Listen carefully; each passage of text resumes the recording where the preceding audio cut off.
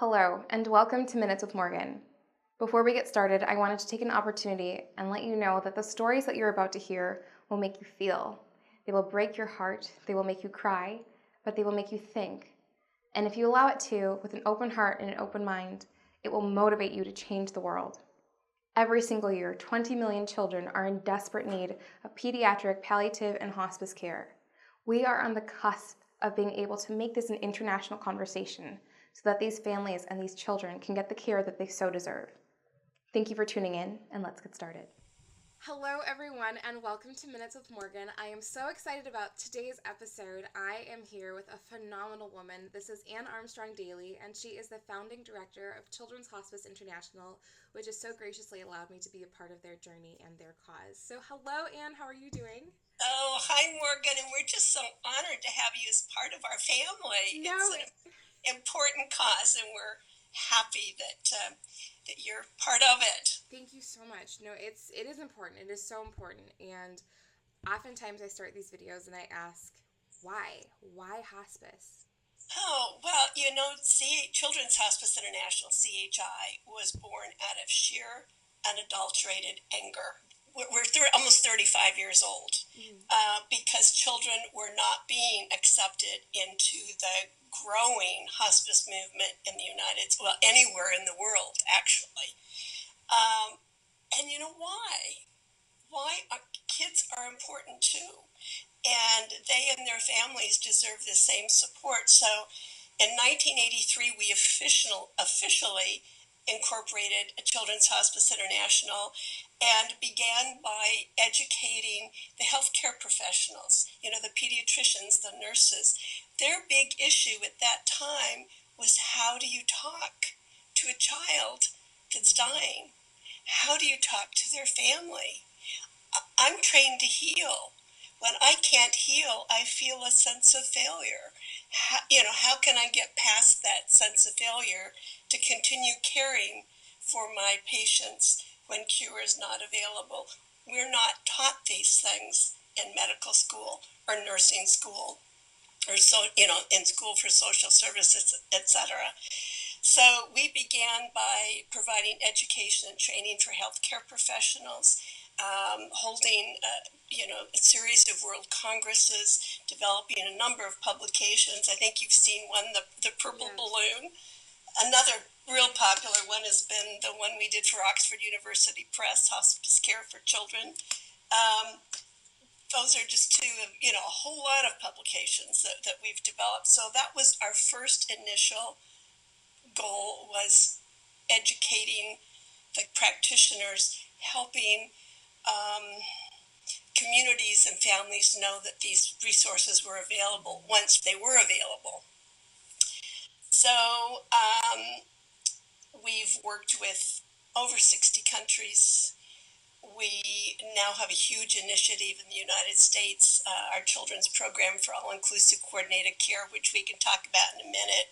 But, universally, it doesn't matter what country a child is born in, what color their skin is, what their religion is, what their socioeconomic background is.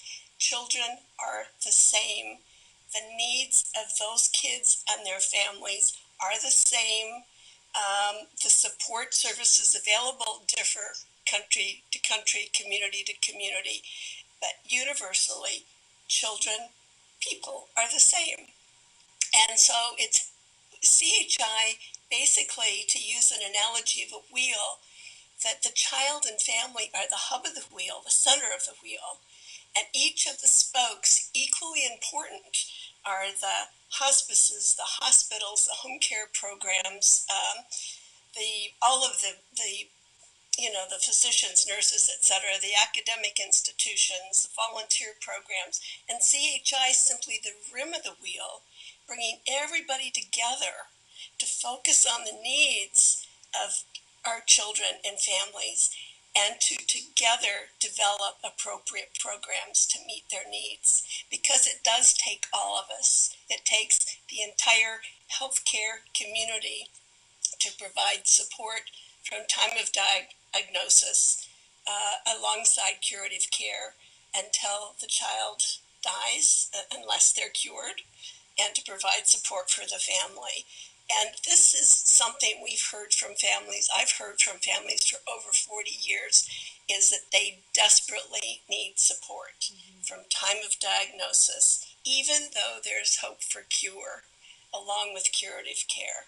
So I'm sorry, I get on my soapbox, but it's so important. And it's a very complex issue, but the answers are relatively simple. They seem complex, but they're relatively simple. And to go back to the first issue of the pediatricians that were saying, how do you talk to a child? The answer is basically to listen. You know, the kids and the families will tell us what they need if we will sit back, put our egos aside, and just listen. They will let us know what they need. That's very true. I mean, especially children are very vocal. They have no filters. I have two little ones of my own, and I have learned that they will express what it is that they need, and really all we have to do is listen, and for them to get not just the care that they need in terms of medical, but having the environment to lift their spirits up through. Most of these children that I have encountered myself have lived their entire lives in a hospital bed. And so at what point do we put, as you say, our egos or our fear aside to give them something better, whether it's while they're still hoping for a cure or while they're at the end of their life? So, Anne, I know you mentioned all-inclusive coordinated care, and there are a lot of people that are sitting at home going, what is that? But I remember you saying it to me over the phone. Besides a definition, you said to me, and we have had many conversations about removing the fear or the stigma of this topic. And you said when you talk about hospice for children or children who are dying, people shut down. Instantly, they won't hear you. And a lot of times, it's not just the people we're trying to educate, but sometimes it's even the families who are not able to, and understandably so, able to accept where their prognosis is heading. So you said that you now use the term all-inclusive coordinated care because it not only gets people to listen, but it gets people to accept. So that was profound for me. So would you mind just explaining a little bit more about that term? And that is absolutely true. And it's a way to engage physicians who can't cope with the word, they just can't accept the fact that the child might be terminal, or the families who know in their hearts that they desperately need hospice type support, but they cannot ask for it because they think that means the end. Right. When in fact it doesn't. The reality is it doesn't. So it's a means of bridging that challenge. It also expands because all-inclusive coordinated care incorporates hospice and palliative care, but it goes farther because it begins at time of diagnosis. It doesn't, where hospice and palliative care, you have to wait until certain diagnoses are made by pediatricians before you can have this support. And what families are telling us is they desperately need it from the time of diagnosis, even if there's hope for cure. I mean, think about leukemia is now officially a serious chronic disease. But if your child has been diagnosed with leukemia, you want all the support you can get. You want all-inclusive coordinated. You want the same support that the kids that receive hospice and palliative care are getting, but you don't want you want to focus on the cure. Right. To still have the hopeful aspect into it. That makes sense. And I think it, like you said, it really helps the physicians, it helps the families, but I know the U.S. initiative that we're both a part of now, because this country specifically is so afraid to talk about it. I mean, you can look at California and Arizona and see that when we only have 2 hospice homes in the country for children, it is a blaring example of our fear. This term now not only gets us to a point in the conversation where you might hear what that is and want to hear what that is, but it allows us to get to the point without people shutting down first. So I think Yes, it's a yes. smart term, and it works. Yeah, it does. And we were able to receive congressional funding for demonstration projects in 5 states. The data has now, we have enough data that's being reviewed. We will be introducing a bill into Congress that will, once it's passed, will allow Medicaid to provide reimbursement to the hospice programs, to the children's hospitals, to the healthcare home care programs, providing these services to kids and their families. And that's going to open a lot more doors. A lot of really good programs are providing the services they know they need to provide, but they're either doing it on a voluntary basis or having to raise money locally to cover the costs because the insurance companies won't cover. Once the bill is passed and Medicaid covers it, the insurance companies will follow suit.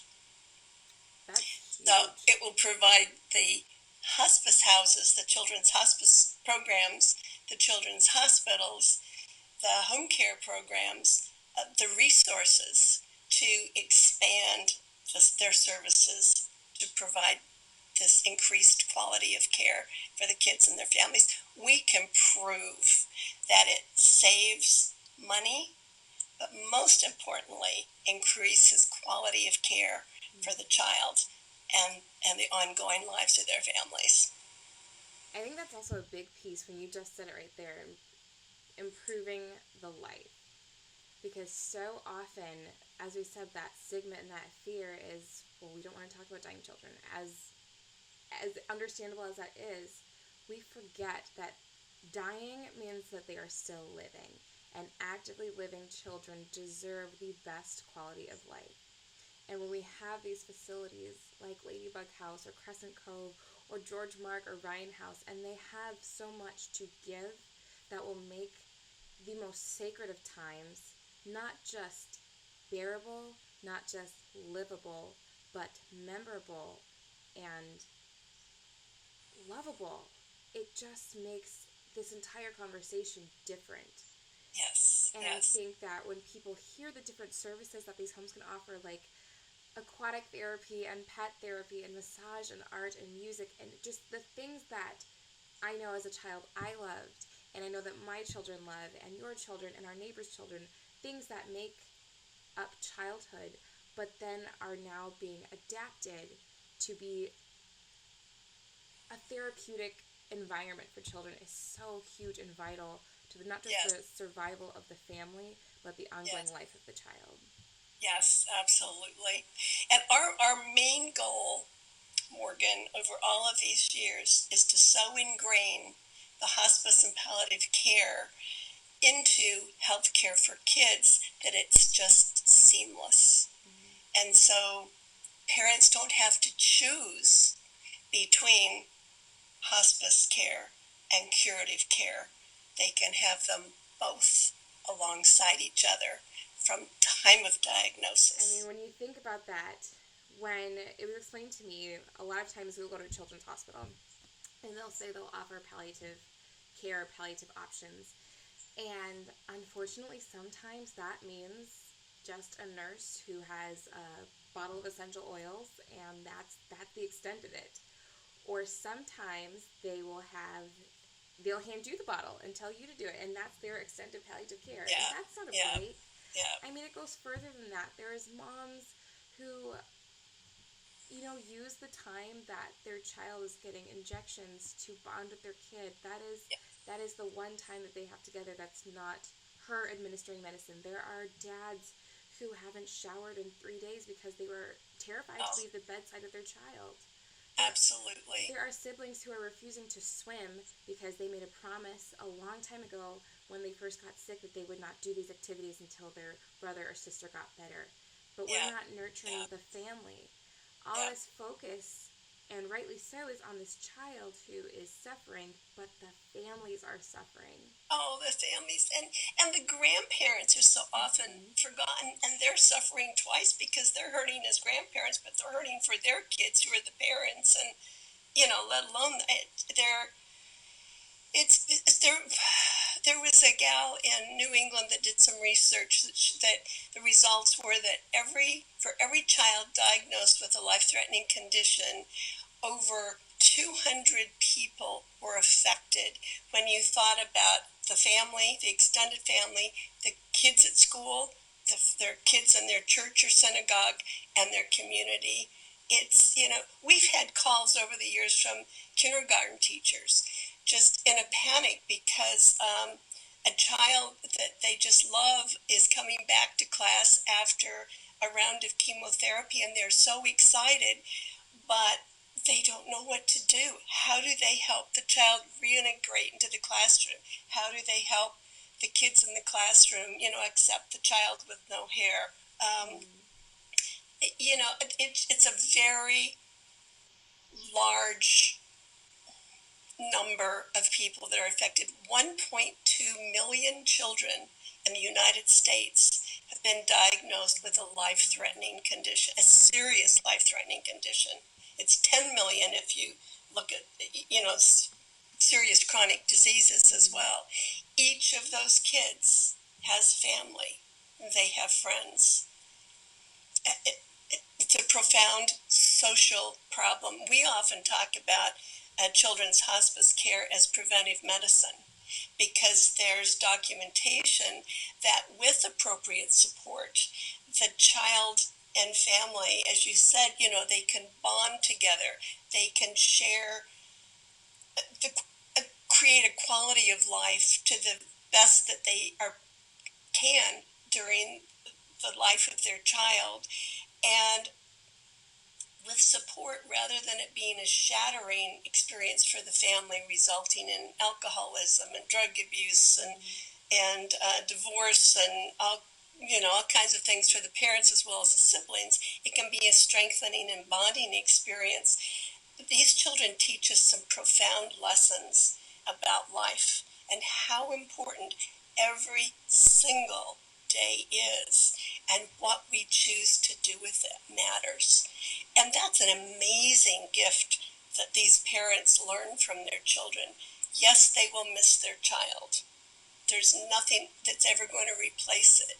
But their ill child, has given them as a family a gift that adds a richness to the rest of their lives. It's interesting that you say that. You say no matter the time, recognizing the moments in that time rather than the time. And so when I first started working with pediatric hospice and being passionate and being an advocate about this 6 years ago, it was interesting because I could never figure out what is it outside of myself and outside of my personal connection to this, what is it about this that is so special? Because it is so hard to talk about, but it clicked about 3 months ago. It clicked that even though time is limited and unknown, and we're not able to provide cures, or we're not able to provide that hope, we are able in our own way to provide time, because we are giving back uninterrupted time and memories and moments. So no matter the minutes that a child might be on this earth, we are giving them unlimited time in that frame. And so as a mom myself, and as a friend, and as someone who has been personally affected by this and is so passionate about it, I just thank you for taking it upon yourself to give millions of people the hope of time. Oh, thank you, Morgan. Thank you. Well, all of you at home, you heard the numbers, you heard the mission, and I encourage you, if you had accepted the challenge and opened your heart and opened your mind, to hear Anne's words and to hear the stories and to know the facts and to be a part of this mission. Log on to www.chionline.org to learn more about Children's Hospice International. And Anne, I'm sure we will chat soon, and I am so thankful for you for taking your time today. Oh, well, you are so welcome, and good luck on the 22nd. Oh, thank you so much. We'll be thinking of you. Thank you. We will chat soon. Have a great day. Okay, Morgan. Thank you. Bye-bye.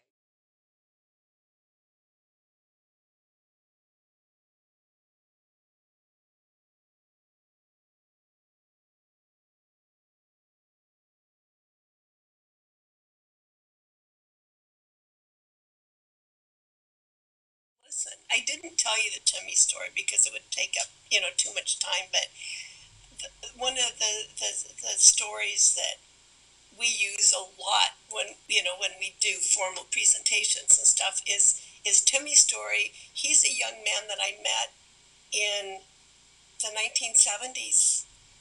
But every day today, there's a Timmy in every hospital, in the world, and every clinic. And he was, at age 5, was diagnosed with a kidney disease, a renal disease. And he was in a children's hospital on the West Coast, a beautiful children's hospital with really compassionate, wonderful staff. In fact, I'd been invited there by the chairman of their board because they had a pediatric hospice program, and this was in the late 70s, and I was so excited.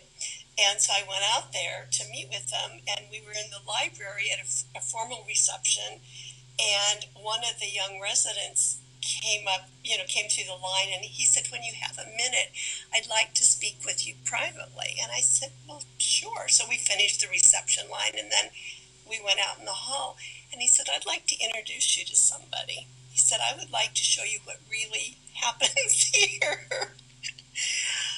And so I met Timmy, and Timmy's not his real name, but he was 5, been diagnosed with a renal disease. While there was hope for cure Morgan, the doctors and nurses rallied around him, and together they were going to beat this dastardly disease. They were a team, and they were going to beat this disease. When the time came that it was apparent that Timmy was not going to be cured, he was moved to another room at the end of the hall. Same doctors and nurses that were his best friends would still come in to do what they needed to do, but quickly depart. They pulled away emotionally. And if we take a moment and we put ourselves in their shoes, they were trained to heal.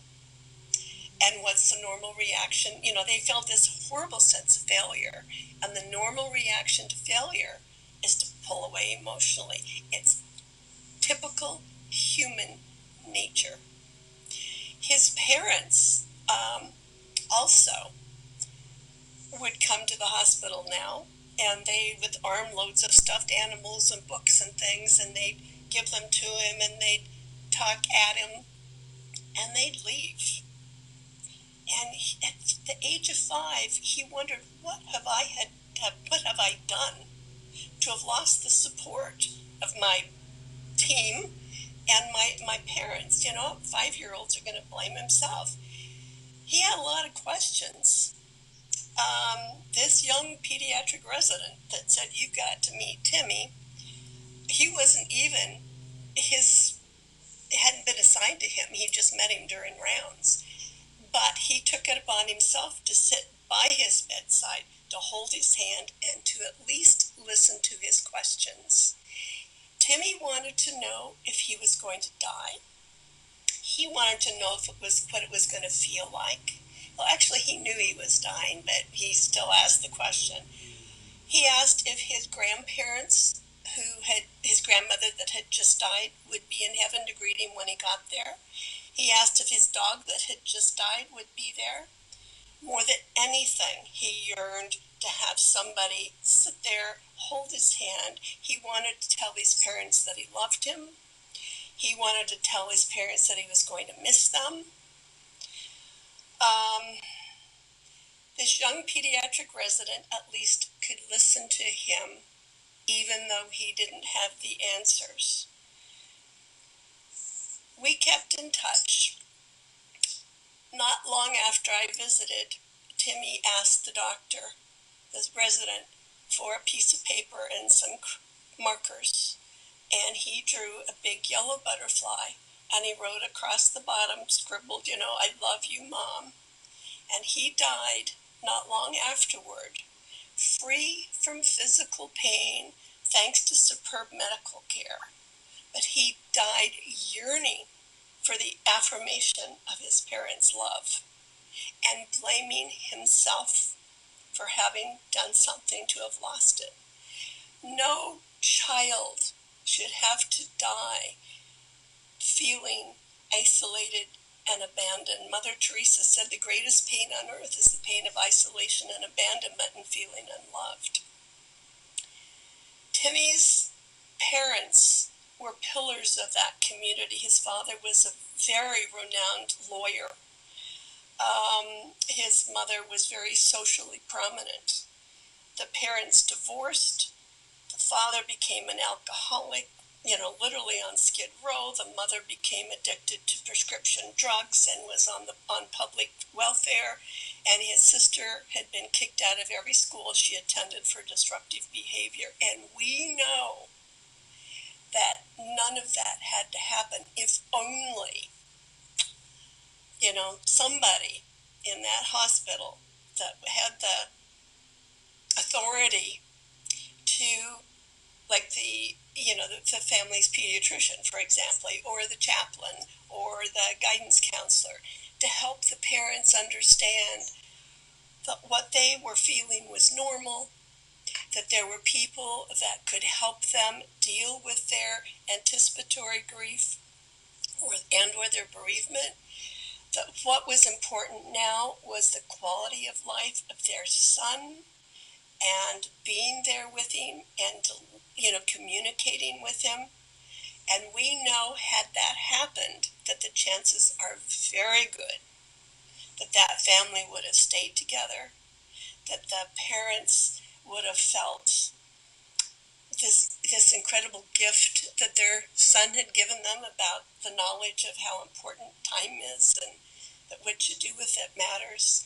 And chances are good that his sister, while she may have needed some ongoing psychological support, could have ended up being, a normal, having a relatively normal childhood, and all of them contributing to society rather than being a burden to society. And that is replicated over and over and over again, even today. And that's what keeps me going. It doesn't matter. It's wonderful. We really need the hospice houses. We also need the children's hospitals to acknowledge that palliative care is more than that bottle of oil that you talked about, but to have we've written, I didn't mention, but on our website is a set of standards. Mm-hmm. And our goal with CHIPAC, the acronym for, is that those minimum requirements, those standards are met. How they are met and by whom, whether it's by a children's hospice house, a children's a hospice program that has a children's department, a children's hospital, or other appropriate facility, I honestly don't care. What I care about is that the services are available to the kids and the families. This comprehensive coordinated care model is available. And that's what Timmy keeps me going. He's one of a gazillion, kids that I've met, but I'll never forget Tim. And